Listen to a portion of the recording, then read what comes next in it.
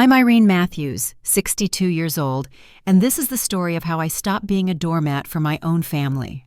Have you ever felt like you're dying slowly in your own home? When your daughter-in-law treats you like a walking ATM, your son sits silent as a wax statue, and your body screams for rest? I lived in that hell for 5 years until the day my doctor said, "Mrs. Matthews, if you don't stop now, your heart will stop for you." But when I announced I was quitting my job, my daughter-in-law smirked. "Again, Mom? Does losing ever get old?" I sipped my tea, looked her straight in the eye. "Does freeloading ever get old for you?" Her jaw dropped, but the real shock came days later, when she saw what I'd taped to the door. Before we continue, please take a moment to like and subscribe, but only if you truly enjoy this story. Let me know where you're watching from and what time it is there. Now let me tell you everything from the beginning. The fluorescent lights in Dr. Harrison's office made everything look sickly green, including my own hands as they trembled holding the test results. "Mrs. Matthews," he said, removing his glasses, "your blood pressure is 190/110. You've had what we call a warning stroke, a mini stroke. If you don't make immediate changes, the next one won't be mini." 5 years. That's how long I'd been running on empty. First, it was Tom's cancer diagnosis that turned our world upside down. Pancreatic cancer, they said, maybe 6 months. We got 18, but those 18 months aged me a decade. I held his hand through chemo, cleaned up when his body betrayed him, whispered lies about tomorrow when we both knew there wouldn't be many tomorrows left. After Tom passed, I thought I'd finally rest. But grief doesn't pay bills, and my office manager position at Milwaukee General Insurance was all I had. 60-hour weeks became my normal. My back started giving out first, sharp pains that shot down my leg whenever I stood too long. Then came the headaches, the dizzy spells, the moments where my vision would blur and I'd have to grab onto something to keep from falling. "You need to quit working, Irene. Today," Dr. Harrison said. "Your body is shutting down." The drive home was torture. Every turn of the steering wheel sent fire through my lower back. I had to pull over twice when the pain got so bad I couldn't see straight. 20 minutes to drive what usually took 10, and when I finally pulled into my driveway, I saw Jessica's BMW parked crooked, taking up both spaces. I found her in my living room, using my laptop, shopping for designer handbags on Nordstrom's website. She didn't even look up when I walked in, just waved a manicured hand in my direction. "Oh, good, you're home. I need you to watch Emma. Emergency." "What emergency?" I asked, setting down my purse, noticing how she'd already been through it. My wallet was sticking out at an odd angle. "Spa emergency. They had a cancellation for the full treatment package. You know how hard it is to get in there." She finally looked up, and her eyes narrowed. "God, you look terrible. Are you sick? You better not be contagious. I can't afford to get sick right now." Emma, my 7-year-old granddaughter, was in the kitchen, doing homework alone. Again. "Hi, Grandma," she called out, and my heart broke a little. That child spent more time with me than with her own mother. "Jessica, I just came from the doctor." "Great, so you got checked out. I'll be back by 9, maybe 10 if I stop for dinner with the girls." She grabbed her purse. A $3,000 Louis Vuitton I knew Brian couldn't afford on his accountant's salary. "Oh, and Emma hasn't eaten yet. There's nothing in our fridge, so you'll need to make something." She was out the door before I could respond. I stood there, feeling the room spin slightly, my back screaming, my head pounding. I made it 3 steps toward the kitchen before my legs gave out. The last thing I remember was Emma's scream as I hit the floor. When I came to, Brian was kneeling beside me, his face pale. "Mom? Mom, can you hear me?" "I'm okay," I lied, trying to sit up. The room tilted dangerously. "You're not okay. You passed out. Emma called me in tears." He helped me to the couch, and I saw my granddaughter in the corner, crying silently. My heart shattered. This beautiful child had to watch her grandmother collapse because her mother couldn't be bothered to feed her. "Where's Jessica?" I asked. "I called her. She's on her way back." His voice was flat, emotionless. This was my son, but sometimes I didn't recognize him anymore. The bright, protective boy who used to stand up to bullies in school had become a shadow, a ghost who drifted through his own life. The door slammed open 20 minutes later. Jessica burst through the door like a hurricane, her spa robe still on, face mask half peeled off her cheek. "What the hell, Brian? I was in the middle of a chemical peel." She looked at me on the couch, then at Emma, still sniffling. "Is she dying? Because if she's not dying, this better be important." She passed out, Jess. She collapsed right in front of Emma. Brian's voice had a tiny edge to it, the smallest hint of the man he used to be. Jessica rolled her eyes and walked over to me, bending down like she was inspecting damaged goods at a discount store. "You look fine now. Probably just need to eat something." Then, without missing a beat, "Speaking of which, did you transfer this month's money yet? The mortgage is due tomorrow." I stared at her. I'd just collapsed, and her first concern was money. "Jessica, I need to tell you both something. The doctor—" "Can it wait?" She was already checking her phone. "I have a showing tomorrow for the Petersons, and I need to prepare. You know how hard it is to sell houses in this market." That was rich, considering she'd sold exactly 2 houses in 3 years as a real estate agent, a career that seemed to consist mainly of taking professional headshots and attending wine-tasting, networking events. "No, it can't wait." I pushed myself up straighter, fighting the dizziness. "Dr. Harrison says I've had a mini-stroke. My blood pressure is critical. If I don't stop working immediately, I could have a major stroke or heart attack." The room went silent. Brian's face went white. Jessica's expression shifted through several calculations before settling on irritation. "So, what, you're quitting? Just like that?" Her voice pitched higher. "What about us? What about Emma's private school? What about—" "Mom's health is more important than—" Brian started. "Then what? Than our bills? Than our daughter's education?" Jessica whirled on him. "Your mother has always been dramatic. Remember when she claimed she couldn't help with the wedding planning because of her bad back?" I'd been in the hospital that week getting epidural injections for herniated discs, but I'd still managed to hand-make 200 wedding favors from my bed. "That's enough, Jessica." My voice came out stronger than I felt. "I've paid for Emma's school for the last 2 years. I've covered your mortgage 6 times. I've bought your groceries, paid for your car repairs, and never asked for a penny back. But I can't do it anymore. My body is failing." Jessica laughed. Actually laughed. "Failing? You're 62, not 90. My mother worked until she was 70. You're just weak, Irene. Always have been. No wonder Tom—" "Don't." Brian's voice cut through like a knife. "Don't bring up Dad." "Why not? Someone needs to say it. Your mother has been playing the victim since he died. Oh, poor me, I'm a widow. Meanwhile, she's sitting on his life insurance, his pension, probably a fortune, and she cries poverty whenever we need help." "I used Tom's life insurance to pay off the house you're living in," I said quietly. "The house I gave you and Brian as a wedding gift. His pension barely covers my medications and utilities." "Then get a better job, or a second job. That's what responsible people do." Jessica was pacing now, her face mask flaking off onto my carpet. "But no, you'd rather quit and leave us high and dry. What kind of mother does that?" Through the window, I saw my neighbor Martha watering her plants, clearly able to hear every word through the open window. Our eyes met, and she shook her head sadly. "The kind of mother who's trying not to die," I said. "I start cardiac rehabilitation next week. I'll be on disability, which is 1/3 of my salary. I can't support 2 households anymore." "Unbelievable, unfucking believable." Jessica grabbed her purse. "Come on, Emma, we're going home. Grandma's too sick to watch you anymore. Guess you'll have to go to aftercare like the poor kids." Emma looked at me with Tom's eyes, confused and hurt. As they left, Jessica delivered her final blow. "Don't expect to see Emma anytime soon. We can't have her around someone so unstable." The door slammed. Brian stood frozen, then mumbled something about needing to calm her down, and followed them out. I was alone, holding my chest, wondering if this pain was my heart breaking or actually failing. The next morning came with a phone call that changed everything. I was making tea, moving slowly, when my cell rang. Wells Fargo Bank. "Mrs. Matthews, this is David from the fraud department.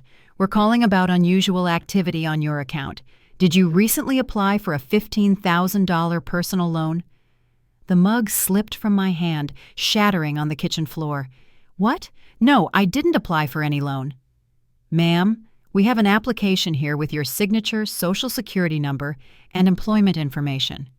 The loan was approved yesterday and funds transferred to an account ending in 4891. Jessica's account. I knew because I'd transferred money there so many times before. That's fraud. I never signed anything. We'll need you to come in immediately to file a report. Bring any documentation you have. We'll also need to contact the police. I drove to the bank in a daze. The manager showed me the application, my signature perfectly forged, my information accurate down to my employee ID number. Jessica had been in my purse yesterday. She'd taken photos of my documents, practiced my signature, and stolen $15,000. When I got home, she was there with Brian, sitting at my kitchen table like nothing had happened. "Oh, good. You're home," she said cheerfully. "We need to talk about Emma's summer camp. It's $3,000 due next week." "You stole from me." The words came out flat, emotionless. Jessica's face didn't even twitch. "I don't know what you're talking about." "The loan, Jessica. $15,000. The bank called." She leaned back, examining her nails. "Oh, that. Well, technically it's not stealing. Family helps family. You would have given it to us anyway." "I would have." I couldn't breathe. "You forged my signature. That's identity theft. It's a felony." "Prove it." She smiled, cold and calculating. "Go ahead, call the police. Tell them your daughter-in-law, the mother of your only grandchild, stole from you. See how that plays out at Sunday dinner." Brian sat silent, staring at his hands. "Brian?" I looked at my son, begging him to say something, anything.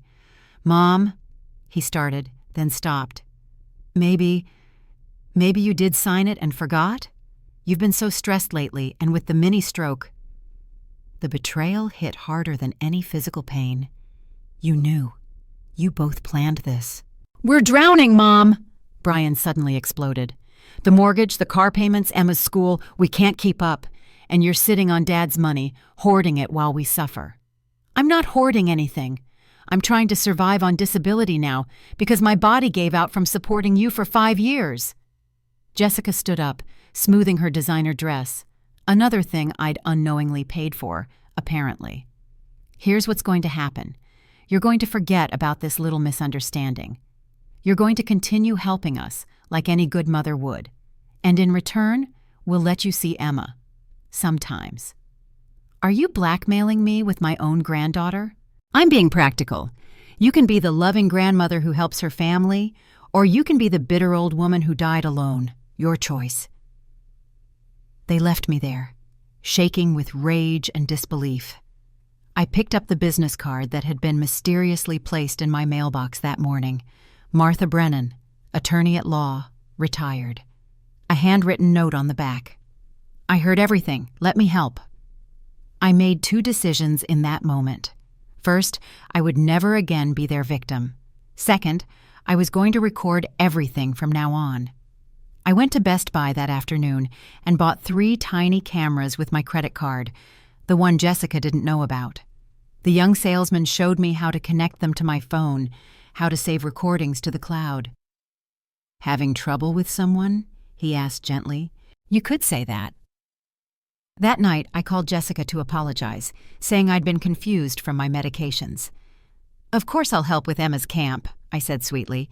"Why don't you both come for dinner Sunday? We can discuss everything then." "Now you're being reasonable," she purred. "I knew you'd come around." As I hung up, I looked at the camera hidden in my bookshelf, its tiny red light blinking. The hunter had become the hunted, and Jessica had no idea what was coming. Martha's coffee house on Wisconsin Avenue wasn't fancy, but it was perfect. Busy enough that our conversation would be lost in the morning rush, quiet enough that we could hear each other. Martha Brennan sat across from me, looking nothing like the retired grandmother who'd waved at me over the fence for 3 years. Today, she looked like what she was, a former prosecutor who'd spent 30 years putting criminals away. "Irene, I need you to understand something," she said, sliding a business card across the table. What Jessica did isn't just family drama. It's wire fraud, identity theft, and forgery. These are federal crimes. But she's family. Charles Manson had family too. Didn't make him less of a criminal. Martha's eyes were steel. I heard everything through your window yesterday. I've actually been documenting Jessica's behavior for months. Did you know she's been telling the neighborhood you have dementia? My coffee cup rattled against the saucer. What? She's been laying groundwork, Irene, telling people you're confused, forgetful, that she's worried about your mental state. Classic manipulation tactic. Discredit the victim before they can speak up. Oh my God. The pieces clicked into place.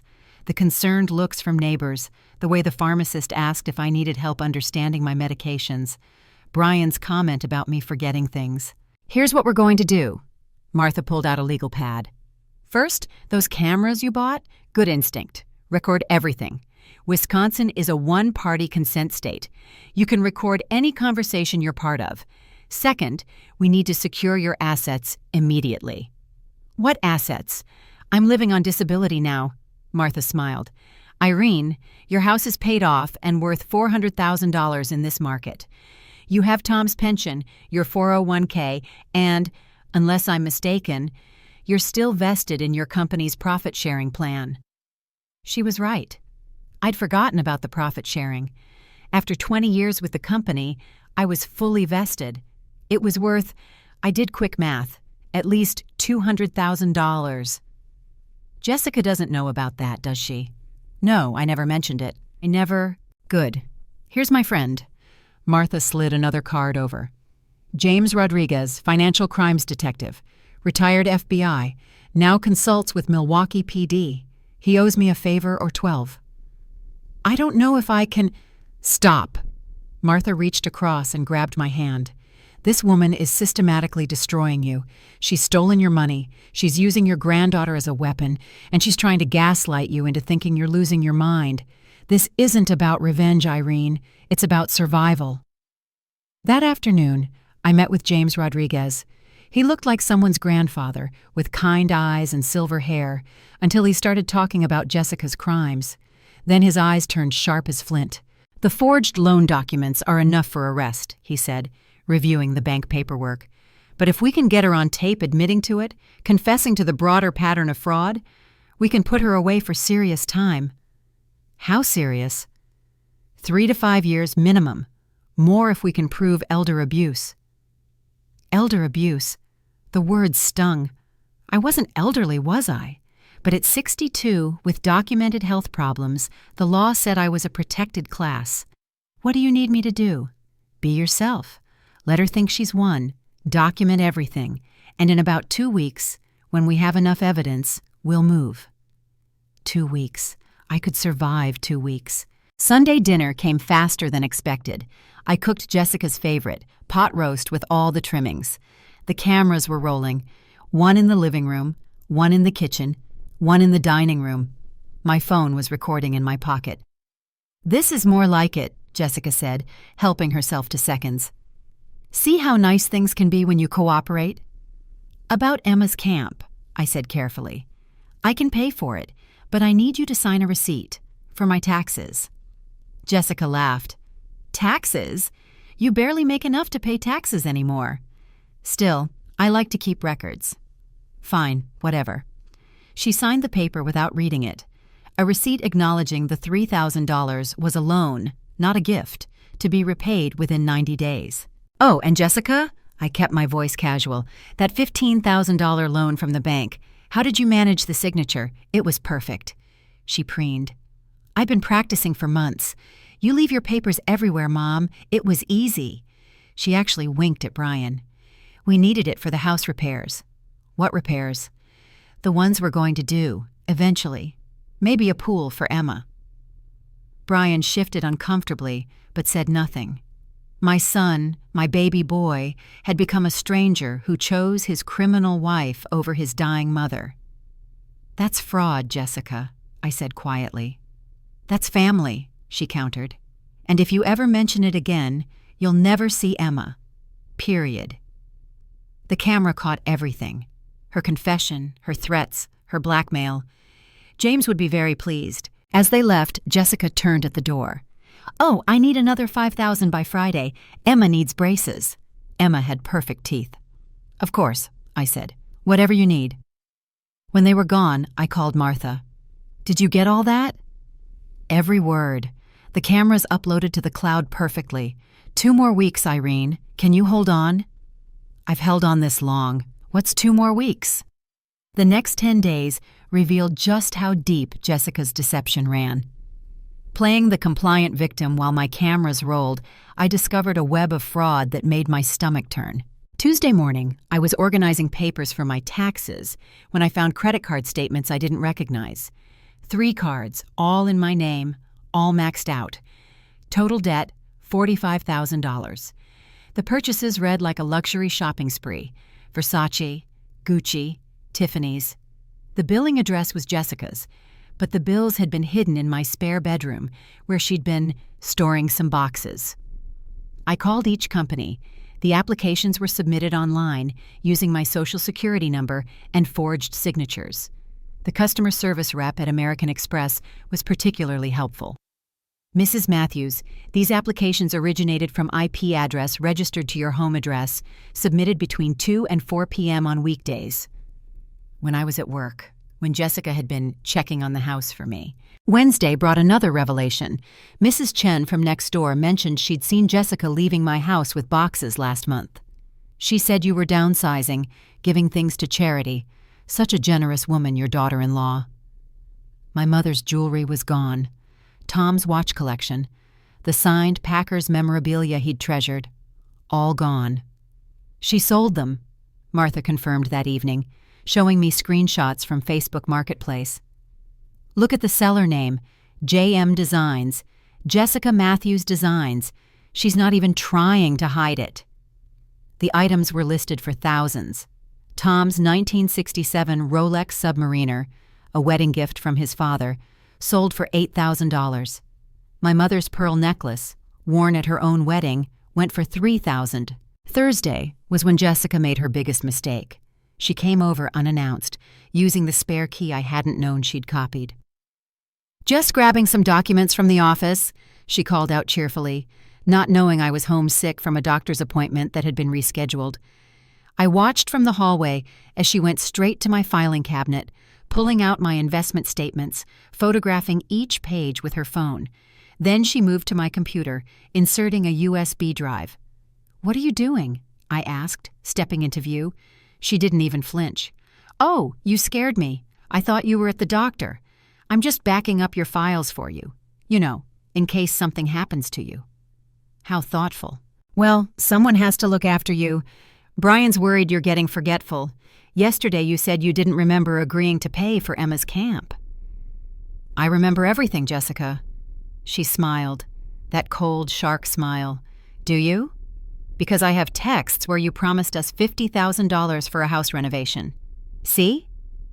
She showed me her phone, messages from my number I'd never sent. "How?" "Spoof card app. Amazing what technology can do these days." She was actually bragging about it. "I've documented everything, Irene. Your promises, your confusion, your mental decline. If something happens to you, we'll need guardianship. For your own good, of course." The camera in the bookshelf captured her entire confession. Friday, James Rodriguez called. "We've been monitoring her bank accounts with a warrant. She's planning something big. There's a birthday party next week?" "Her 33rd. She's been planning it for months. She just put deposits down for catering, a DJ, decorations. $10,000 total, paid with a cashier's check from an account we can't trace yet." "My investment account," I said with sudden certainty. "She photographed the statements yesterday. She has my information. Check it now." I logged in. The account was empty. $200,000 in mutual funds, liquidated that morning.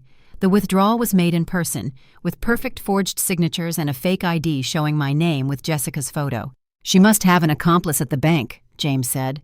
"This is good, actually. Now it's federal, FBI jurisdiction. We move Sunday, at the party." "Sunday?" My heart raced. "She's invited everyone, right? Family, friends, neighbors?" Perfect opportunity for maximum impact. The humiliation will be public, just like her crimes against you. Saturday night, Jessica called. Don't forget, the party starts at 2. I need you there early to help set up. Oh, and wear something nice. Not your usual frumpy clothes. I have important people coming. Of course, dear, I said sweetly. And Mom, I've been thinking, maybe it's time we discussed moving you to assisted living. This house is too big for you alone, and after we sell it, the money could really help Emma's future. We'll talk tomorrow. Yes, we will. Brian found a lovely place. Golden Acres. They specialize in memory care. After she hung up, I sat in Tom's chair, looking at our wedding photo. I'm not going down without a fight, I told his smiling face. Not this time. I called Martha. Tomorrow's the day. Are you ready? I've been ready for 5 years. I just didn't know it. I spent the rest of the night preparing. Copies of evidence uploaded to 3 different cloud services. USB drives hidden at Martha's house. A letter to Emma, to be given when she was 18, explaining everything. Tomorrow, Jessica would learn what happened when you pushed a good woman too far. I need to pause here for a moment, friends. My hands are shaking just remembering this part. If you're watching and you've ever felt trapped by someone who's supposed to love you, whether it's family, a spouse, anyone, please know you're not alone. Drop a comment, even just a heart emoji, to let others know they're not alone either. And if this story is resonating with you, please hit that like button and subscribe. Not for me, but for everyone who needs to hear that standing up for yourself isn't selfish. It's necessary. Share this with someone who might need the courage to fight back. Now let me tell you about the day everything changed, the day of Jessica's party. Sunday morning arrived with clear skies and a sense of destiny. I woke at 5, couldn't sleep anyway, and made coffee while reviewing everything one last time with Martha over the phone. James has 3 officers ready, she said. They'll be in unmarked cars waiting for the signal. The FBI agent, Sarah Coleman, will be posing as a party guest. She's actually excited, says white-collar criminals rarely get taken down so publicly. And the paperwork? The charity is established, the Tom Matthews Foundation for Elder Care Victims. The house sale closes Monday morning. Cash buyer, as is. Your flight to Paris leaves Monday night. My hands trembled as I signed the last documents, transferring my remaining assets to the charity, keeping only enough for my travels and medical needs. After taxes and debts Jessica had created in my name, it came to about $300,000 for the foundation. Not a fortune, but enough to help others escape their own Jessicas. At noon, I drove to Jessica's house, the house I'd given them, the house Tom and I had saved 20 years to buy. The driveway was full of rental vans, catering trucks, a DJ setting up speakers in the backyard. Finally! Jessica appeared in a designer dress that probably cost more than most people's mortgage payments. I need you to arrange the gift table, then help the caterers in the kitchen, then watch Emma while I get ready. Of course. Emma ran up and hugged me. Grandma, Mommy says we're going to talk about your new home today. Are you moving? Something like that, sweetheart. As I arranged the gift table, I noticed the presents, all expensive, all obviously bought by Jessica for herself, wrapped and labeled from various friends. The fraud ran so deep she was even faking her own birthday gifts. Guests started arriving at 1:30. Jessica's real estate colleagues, Brian's co-workers, neighbors, even some of my former co-workers she'd somehow invited. About 50 people total. Irene! My old manager, Patricia, hugged me. Jessica said you're doing so much better. She's been so worried about your memory issues. Has she? I kept my voice neutral. Oh, yes. She calls me sometimes, asking about your retirement benefits, whether there are provisions for mental incapacity, such a devoted daughter-in-law. The pieces kept falling into place. Jessica had been planning this for years, not months. At 2:15, Jessica clinked a glass, gathering everyone's attention in the backyard. Thank you all for coming to celebrate my birthday. As you know, this year has been challenging with my mother-in-law's declining health. I saw Sarah Coleman, the FBI agent, recording with her phone, pretending to take photos. But we're family, Jessica continued, and family takes care of each other, which is why Brian and I have some announcements. Brian stood beside her, looking uncomfortable in his new suit, another purchase I'd unknowingly funded.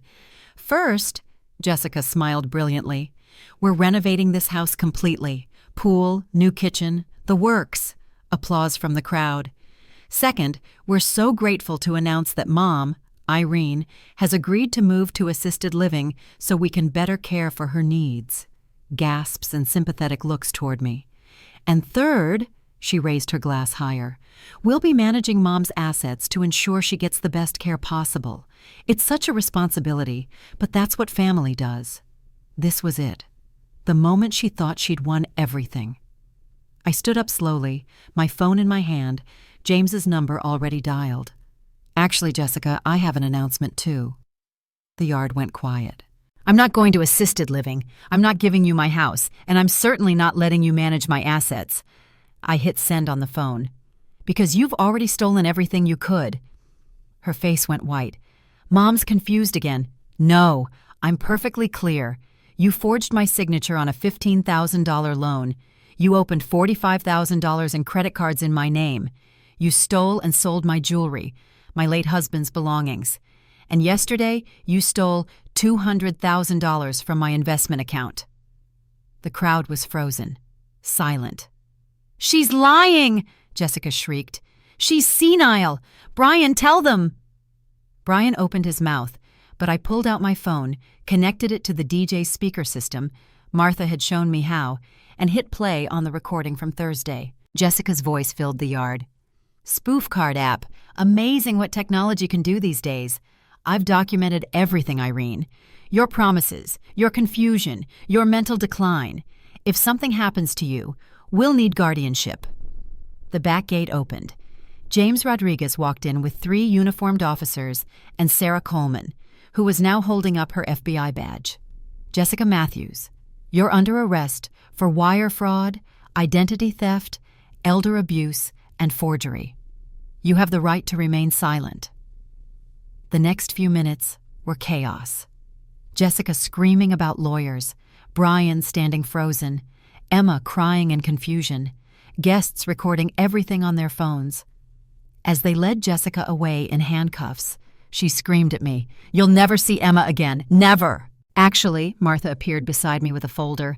That's not your call anymore. The party was over, but the real revelation was just beginning.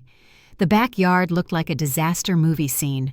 Overturned chairs, abandoned plates, Jessica's birthday cake sliding slowly off the table. The 50 guests stood in shocked clusters, some still recording, others comforting Emma, who was sobbing in Patricia's arms.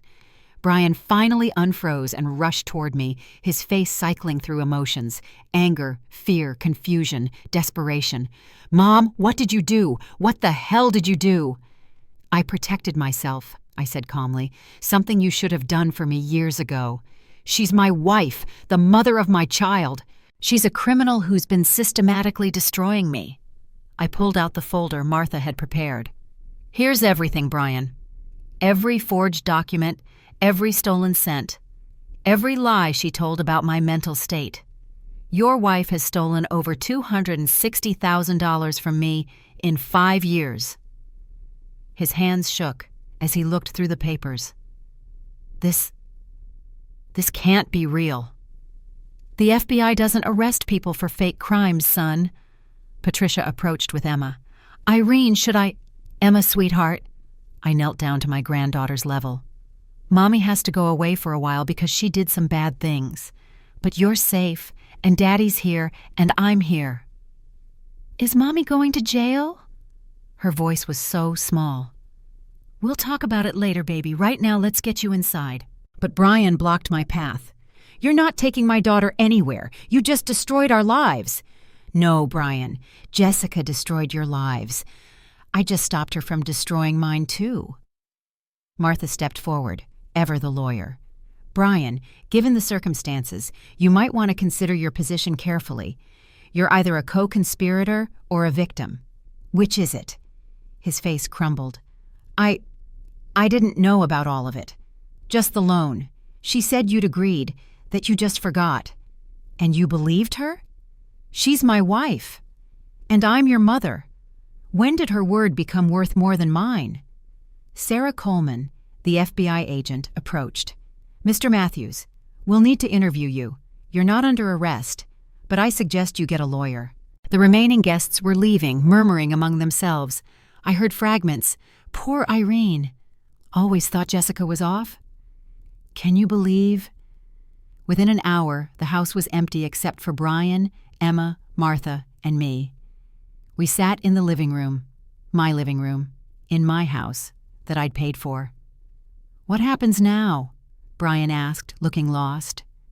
"Now you face reality," I said.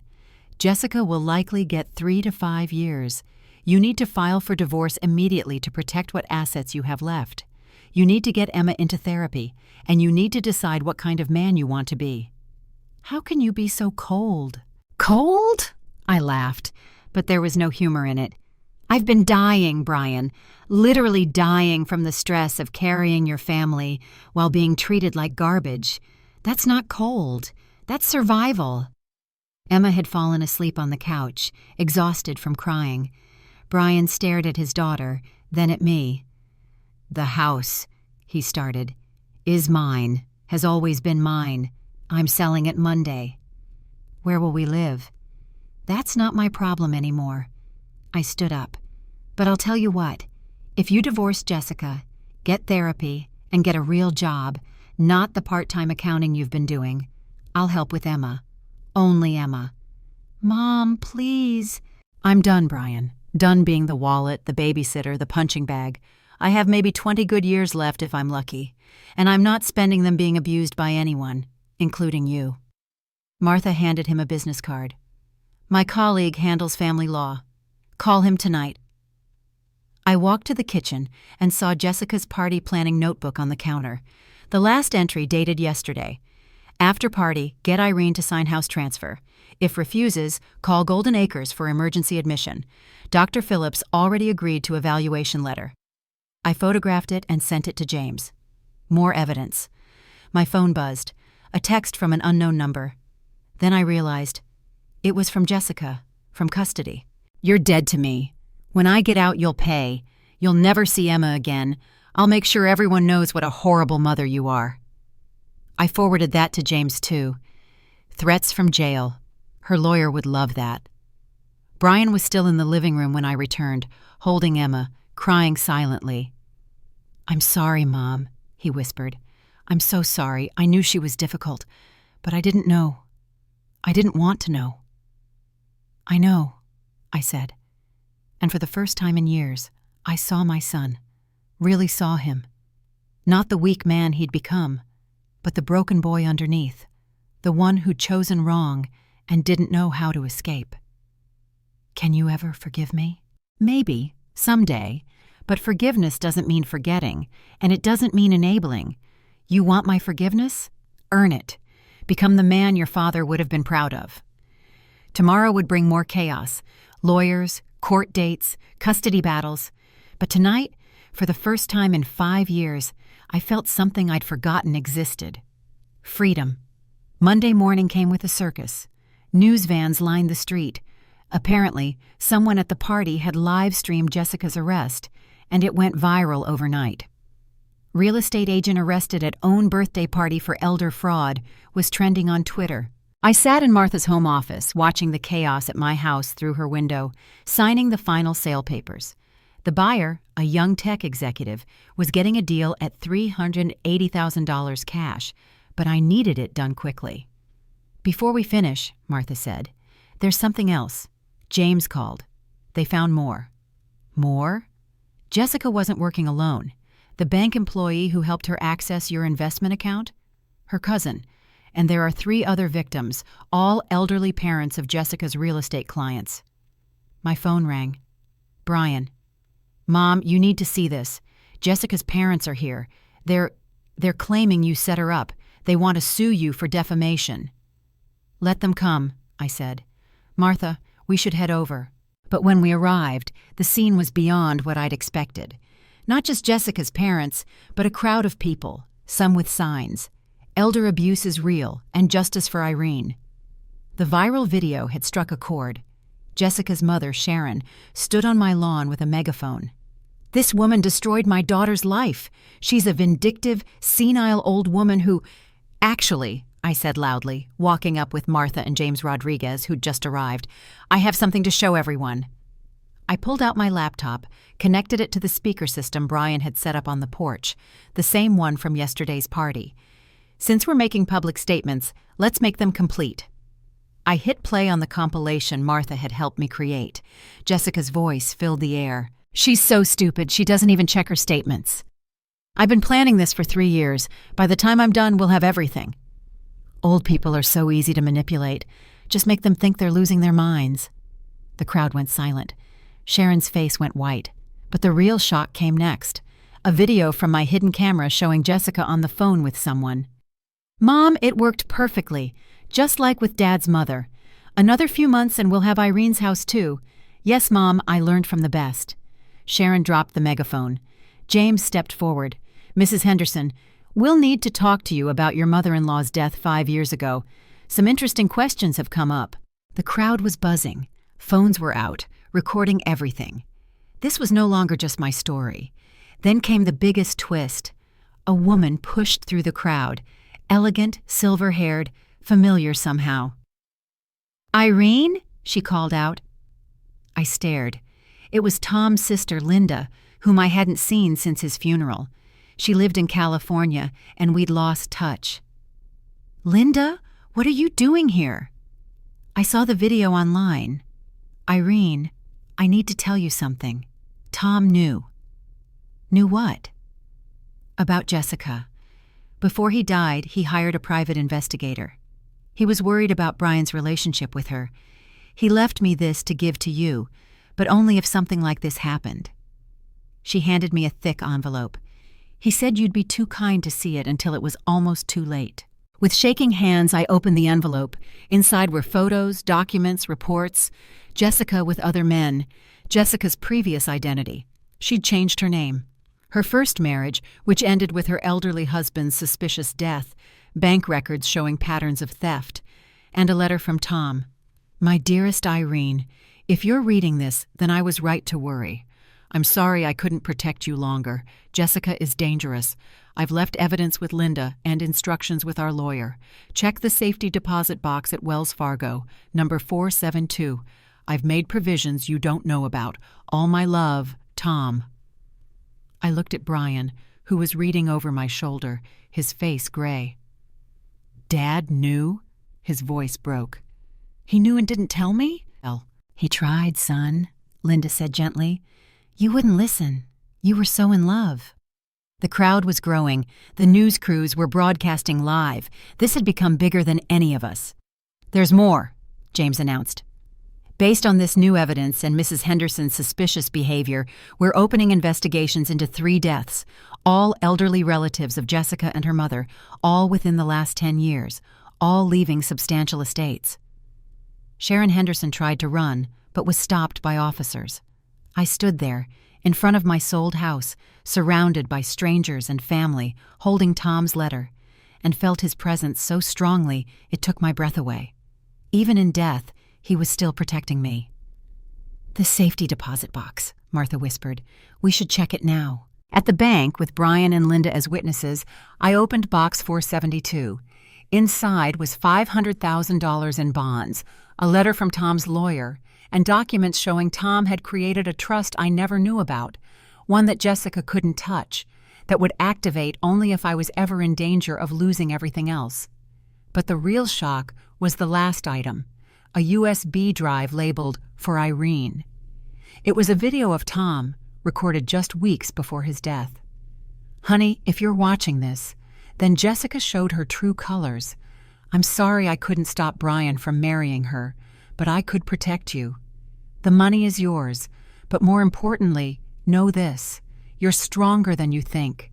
Don't let anyone, family or otherwise, dim your light. Live, travel, be happy. You deserve it all. I love you forever." I sobbed. Brian sobbed. Even Linda and Martha were crying. The truth hadn't just exposed Jessica's crimes. It had revealed Tom's final act of love. Friends, I need to stop again because even now, years later, this moment breaks me. Tom protected me even from beyond the grave. If you've lost someone you love, you know that feeling, when they're gone but somehow still watching over you. If this story is touching your heart, please share it. Someone out there needs to know that it's never too late to fight back, that sometimes help comes from the most unexpected places. Hit that subscribe button and ring the bell so you don't miss what happens next. And please, comment below if you've ever had someone protect you when you didn't even know you needed it. Your stories give others strength. Now, let me tell you how this all ended. 3 months later, I stood at the departure gate at Mitchell International Airport, holding a one-way ticket to Paris. My back still hurt sometimes, but the crushing weight on my chest was gone. My blood pressure was normal. Dr. Harrison said it was a miracle, but I knew better.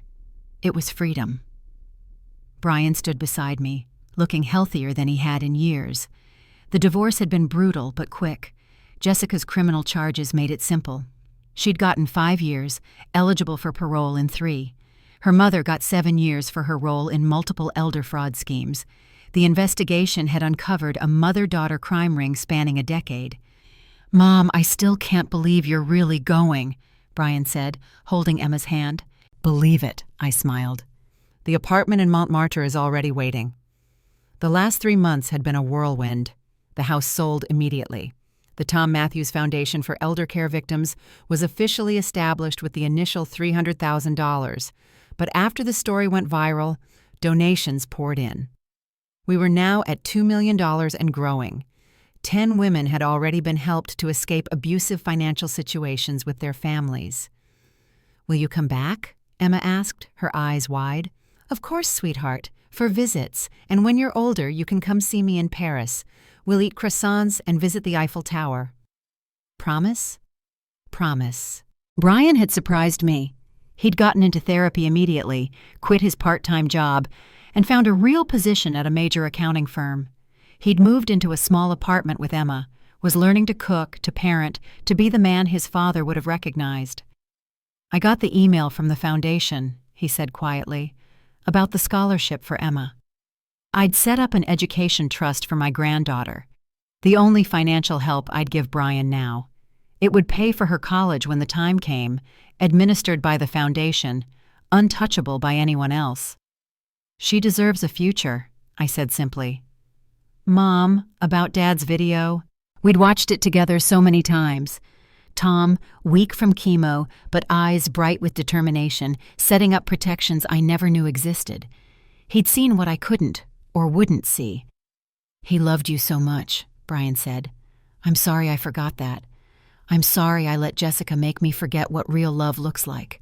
"You were lost," I said, "but you're finding your way back. That's what matters." My phone buzzed. A message from Robert, the widower I'd met at a grief support group last month. We'd been texting about Paris. He'd lived there for a year after his wife died. "Bon voyage, Irene. The City of Light is lucky to have you." "New friend?" Brian asked, noticing my smile. "Maybe. We'll see." The boarding announcement came over the speaker. First class to Paris, with Tom's hidden money and the house sale proceeds after paying off Jessica's fraudulent debts. I had enough to live comfortably for the rest of my life. But more than money, I had something precious. Time. Time that was mine, not stolen by manipulation or guilt or abuse. "I need to tell you something," Brian said quickly. "Jessica's been sending letters from prison. Threats, mostly. I've been giving them to the FBI, but—" "I know," I interrupted. "She sends them to me, too. Martha handles them. Every threat adds time to her sentence." "Doesn't it bother you?" "No. She has no power over me anymore. That's what she can't understand. Her weapons were guilt and manipulation, and I'm immune now." Linda appeared, rushing through the terminal. "I almost missed you." She hugged me tight. "I have something from the lawyer. Tom's final surprise." She handed me an envelope. Inside was a deed to a small cottage in Provence, France. Tom had bought it 20 years ago as an investment, never told me, planning to surprise me for our 40th anniversary. He never got the chance. "He knew you'd always dreamed of France," Linda said. "He wanted you to have your fairy tale, even if he couldn't be there for it." I couldn't speak through the tears. There's one more thing. Linda pulled out her phone. The news wants a statement. The documentary people, the book publishers, everyone wants your story. I thought about it. The story of a woman who'd been systematically destroyed by family, saved by the love of a dead husband and her own last-minute courage. Tell them this, I said. Love isn't letting people hurt you. Family isn't an excuse for abuse, and it's never too late to save yourself. That's all they need to know. The final boarding call came. I hugged Emma tight, kissed Brian's cheek, embraced Linda. Then I walked down the jetway, not looking back. On the plane, I pulled out Tom's letter one more time. At the bottom, in his shaky handwriting, words I'd memorized. Live the life we dreamed of. Be happy enough for both of us. I will, I whispered. As the plane lifted off, I looked down at Milwaukee growing smaller below. Somewhere down there, Jessica sat in a cell, probably planning her revenge. Sharon Henderson was facing trial for murder. Brian was learning to be a father, and I was free. The flight attendant offered champagne. I took it, raised it slightly, and made a silent toast. To Tom, who saved me. To Martha, who fought for me. To myself, for finally fighting back. And to every woman watching the sun set over Milwaukee, wondering if she'll ever escape her own Jessica. You will. You can. You must. The moral was crystal clear. Love means protecting yourself, too. 6 months later, I sat at a cafe in Provence, overlooking lavender fields that stretched to the horizon. The cottage Tom had bought was perfect. 2 bedrooms, a kitchen with copper pots, a garden I was learning to tend. My laptop was open, showing an email from the foundation. We'd just helped our 50th victim escape elder abuse. The waiter, Henri, brought my usual café au lait and fresh croissant. Madam Matthews, you have a visitor. I looked up to see Robert walking toward me, carrying sunflowers. We'd been spending time together. Nothing romantic yet, just 2 people who understood loss, finding comfort in shared silence and occasional laughter. Thought you might like these for the cottage, he said, sitting down. They're beautiful. How's Brian? We video called weekly now. The man on the screen bore little resemblance to the shadow he'd been a year ago. He'd gained weight, the healthy kind. His eyes were clear. Last week, he'd been promoted to senior accountant. He's good. Emma's thriving. She made honor roll. And Jessica? Tried to appeal. The judge added a year for the threatening letters she kept sending. She won't be out for at least 4 more years. Robert shook his head. Some people never learn. No, they don't. My phone rang. Martha. Irene, are you sitting down? What's wrong? Nothing's wrong. Jessica's cousin, the bank employee, just flipped. She's providing evidence about 12 more victims. And Sharon Henderson? She confessed. 3 murders, including Tom's mother 15 years ago. I nearly dropped the phone. Tom's mother? But she died of a heart attack. Induced by medication Sharon provided. Jessica learned everything from her mother. It's a miracle you survived. After we hung up, I sat in stunned silence. Tom's mother, whom I'd loved dearly, had been murdered. And Tom had suspected something. That's why he'd been so protective, why he'd set up all those safeguards. Bad news? Robert asked gently. Old news that's finally coming to light. That evening, I walked through the lavender fields to the small cemetery where I'd placed a memorial stone for Tom. Not his body, that was back in Milwaukee, but a place where I could talk to him. You knew, didn't you? I said to the stone. You knew how dangerous they were. You protected me even when I didn't know I needed it. The wind rustled through the lavender, and for a moment, I could almost hear his voice. Live, honey. Just live. My phone buzzed. A video message from Emma. Hi, Grandma. Look what I made. She held up a painting, the Eiffel Tower, crooked but cheerful. For when I visit this summer. Brian had saved enough to bring her for 2 weeks. I was already planning our adventures.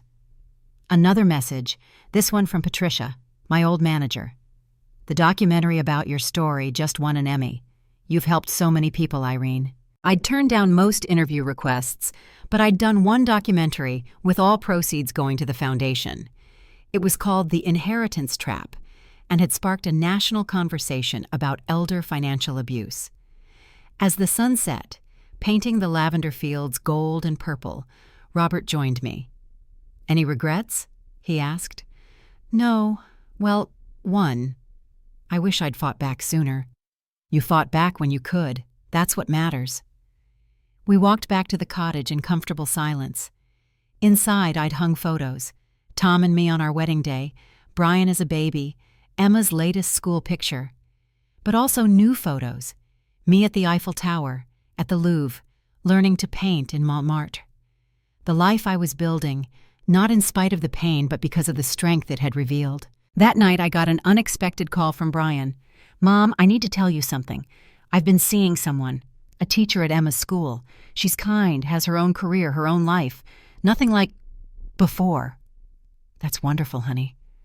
I want to do it right this time. Slow, healthy, with therapy and honesty and boundaries.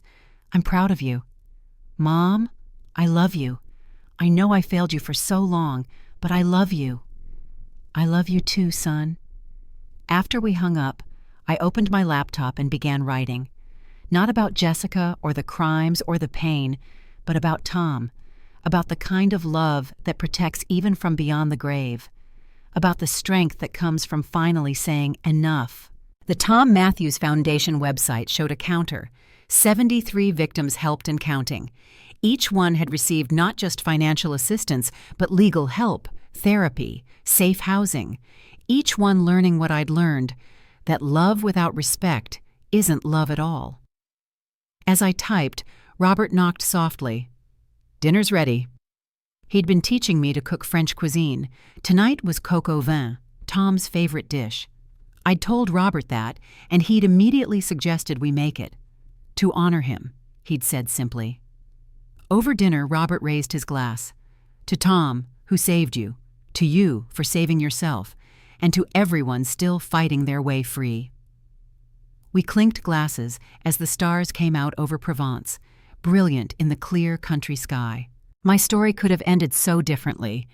I could have died of a stroke, alone and broken. Jessica could have succeeded in taking everything. But love, real love, had protected me. Tom's love, Martha's friendship, and finally, my own self-love. The moral punchline echoed in the quiet cottage. Family isn't permission to destroy you. Tomorrow, I'd tend my garden. Next week, Emma would call with stories from school. Next month, Brian would visit. And someday, when Jessica got out of prison, she'd find I'd moved on so completely that her threats would be like shouting into the void. But tonight, I sat in my cottage in Provence, free and at peace, living the life Tom had dreamed for me. My story ends here, but yours might just be beginning. If someone in your life, family or otherwise, is stealing your peace, your money, or your dignity, please know you deserve better. You deserve respect. You deserve freedom. If this story gave you hope or strength, please like and subscribe. Share it with someone who needs to hear that it's never too late to fight back. And remember, the greatest inheritance you can leave isn't money. It's the example of refusing to be anyone's victim. What would you have done in my place? Let me know in the comments below.